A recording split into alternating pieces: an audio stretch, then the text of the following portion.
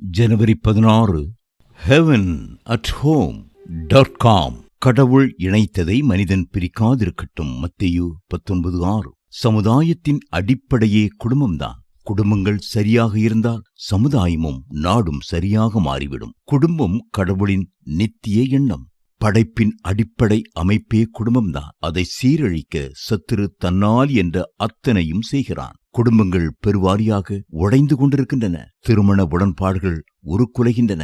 கணவன் மனைவி ஒருவரோடொருவர் பொறுமை இழந்து கசந்து கொள்கின்றனர். பிள்ளைகளுக்கு பெற்றோர் மீது வெறுப்பு. இவையெல்லாம் முடிவு காலத்தின் அடையாளங்கள் என கீழ்வரும் திருமறை பகுதிகள் அறிவிக்கின்றன. கடைசி நாட்களில் கொடிய காலங்கள் வரும் என்று அறிவாயாக.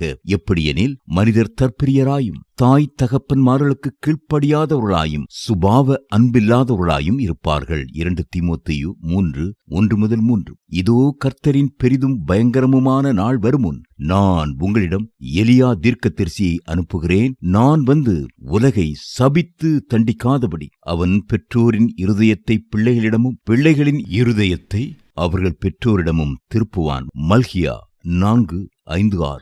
இந்நாட்களில் குடும்பம் காக்கப்பட கீழுள்ள எளிய வழிமுறைகளை பின்பற்றுங்கள். நிதானமாக ஒருவரோடு ஒருவர் நேரம் செலவழித்து கணவனும் மனைவியும் அன்பிலும் கண்ணியத்திலும் நெடுகவே வளர வேண்டும். சேர்ந்து ஜெபியுங்கள், தியானியுங்கள், நன்மைகளை அனுபவியுங்கள். உண்மை, மன்னிப்பு, சகிப்பு இவையே அன்பின் அடையாளங்கள். 1 கொரிந்தியர் 13:4-7 வரை. இதை அடிக்கடி வாசித்து காரியங்களை சரி செய்து கொள்ளுங்கள். பிள்ளைகளுக்கு பெற்றோர் முதலாளிகளாய் அல்ல, முன்மாதிரியாய் இருக்க வேண்டும். பிள்ளைகளை பயமுறுத்தவோ அளவுக்கு மீறி திருத்தவோ கூடாது. திருவசனத்தின்படி தந்தையார்தான் அதிக பொறுப்பெடுக்க வேண்டும். எபேசியர் 6:4. பிள்ளைகளுடன் நேரம் செலவழிக்க வேண்டும். இதுவே செல்வங்களிலெல்லாம் செல்வம். இது இல்லாமையால் தான் பல குடும்பங்கள் சரிகின்றன. எதற்கும் குடும்ப ஜெபம் பலியாக கூடாது. தொலைக்காட்சியோ குடும்ப ஜெப நேரத்தை கொள்ளையாடும் வேற எந்த பொழுதுபோக்கோ அது அகற்றப்பட வேண்டும். குடும்ப ஜெபமே குடும்ப ஜெயம்.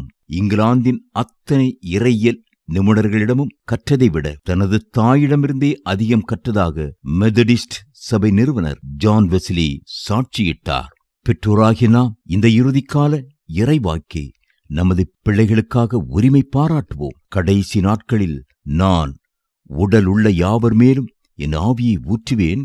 அப்பொழுது உங்கள் குமாரரும் உங்கள் குமார்த்திகளும் தீர்க்க தரிசனம் சொல்லுவார்கள். அப்போஸ்தலர் நடபடிகள் 2:17. மகிழ்ச்சியான குடும்பம் முன்னதாக அடைந்த பரலோகம்.